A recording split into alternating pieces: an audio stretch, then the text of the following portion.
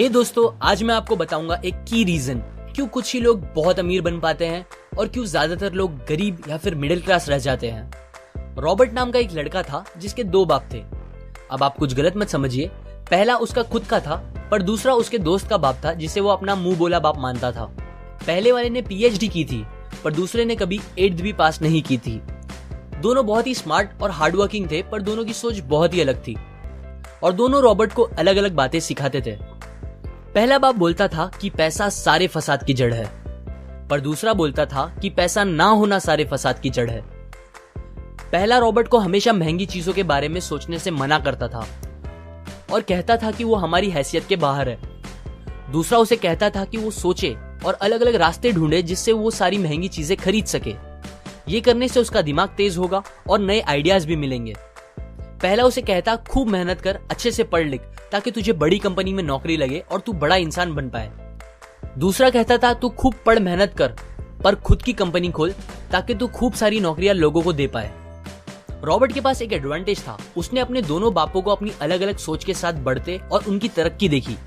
उसने अपना दिमाग लगाया और अपने दूसरे बाप की बातें मानी और फॉलो की, जो कि बाद में मायामी फ्लोरिडा का सबसे अमीर इंसान बना और उसकी सिखाई बातों से उसने खुद करोड़ों कमाए, जबकि उसका पहला बाप जिंदगी भर गरीब रह गया। सबसे इंपॉर्टेंट बातों में से एक बात जो रॉबर्ट ने अपने अमीर बाप से सीखी वो थी फाइनेंशियल लिटरेसी, जिसका मतलब है एसेट्स और लायबिलिटीज के बीच का डिफरेंस जानना।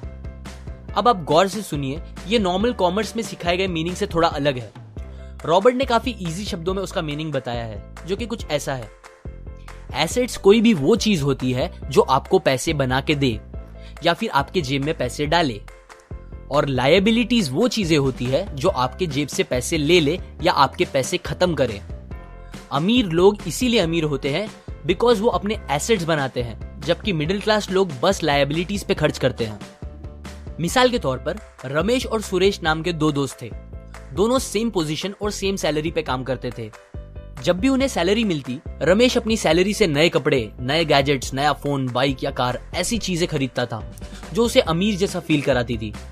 पर वो ये नहीं समझता था कि ये सारी चीजें लायबिलिटीज है जो उसके पैसे उससे ले रही है, ना कि बस जब वो उन्हें खरीदता है तब, बल्कि आगे भी मेंटेनेंस वगैरह के लिए, जिसकी वैल्यू वक्त के साथ कम हो जाएगी और ना ही वो उससे आगे कुछ पैसों का प्रॉफिट देगी। बट सुरेश ऐसा नहीं था। वो ये सारी चीजें नहीं खरीदता था जब तक कि उसके लिए बहुत जरूरी ना हो वो चीज खरीदना। वो पैसे जमा करता था और एसेट्स पे खर्च करता था, जैसे कि स्टॉक्स, बॉन्ड्स, रियल एस्टेट, अपनी खुद की स्किल्स बढ़ाने के लिए या कुछ सीखने के लिए जो उसे आगे और पैसे बना के दे। 2 साल बाद सुरेश करोड़पति बन गया, जबकि रमेश वैसे का वैसा अपनी कम सैलरी को कोसता रह गया और कहता था कम सैलरी उसके मिडिल क्लास होने का रीजन है। एक गरीब इंसान का कैश फ्लो कुछ इस तरह होता है।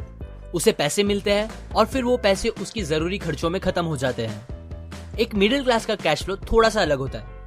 उसे पैसे मिलते हैं, वो पैसे जरूरी खर्चों और लायबिलिटीज में खत्म कर देता है। इसीलिए मिडिल क्लास और गरीब में ज्यादा फर्क नहीं है। मोस्टली मिडिल क्लास लोगों को लगता है उनका घर उनका एसेट है, पर ऐसा नहीं है। आपका घर आपको पैसे बना के नहीं देता अनलेस आप उसको भाड़े पे दो, जबकि अमीर लोगों का कैश फ्लो ऐसा होता है।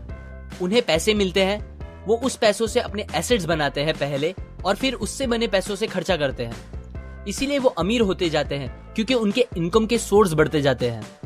अगर आपको अमीर बनना है तो ये बात याद रखिए अच्छे से। इस बात से फर्क नहीं पड़ता कि आप कितना कमा रहे हैं, बल्कि आप उन पैसों को कैसे और कहां खर्च कर रहे हैं, ये इंपॉर्टेंट है। आपको कंज्यूमर की सोच से बाहर आकर इन्वेस्टर की सोच अपनानी पड़ेगी। लोग कंप्लेन करते हैं उनकी खराब कंडीशन का रीजन उनकी कम सैलरी है और सैलरी बढ़ेगी तो वो आराम से रहेंगे। पर प्रॉब्लम ये है कि इनकम बढ़ने के बाद लोगों के खर्चे ज्यादा बढ़ जाते हैं, क्योंकि ज्यादा पैसे ज्यादा अच्छी चीजें खरीदने पे मजबूर करता है, जैसे कि एक बेहतर फोन, कार, घर, जो कि सब फिर से बस लायबिलिटीज है जो आपको कभी अमीर बनने नहीं देगी। ये बातें मैंने रॉबर्ट कियोसाकी की book rich dad poor dad से पढ़ी है, जो वो पहली बुक थी जिसने मेरी सोच चेंज की और बेहतर बनाई। अगर आपको ये बातें अच्छी लगी तो लाइक करें, अपने व्यूज कमेंट करें और फाइनली सब्सक्राइब करें। मैं आपको ऐसी काम की बातें जो मैंने दुनिया के कुछ सबसे समझदार लोगों से सीखी है शेयर करूंगा, जो आपको सक्सेसफुल बनने में मदद करेगी। और आखिर में थैंक्स फॉर वॉचिंग।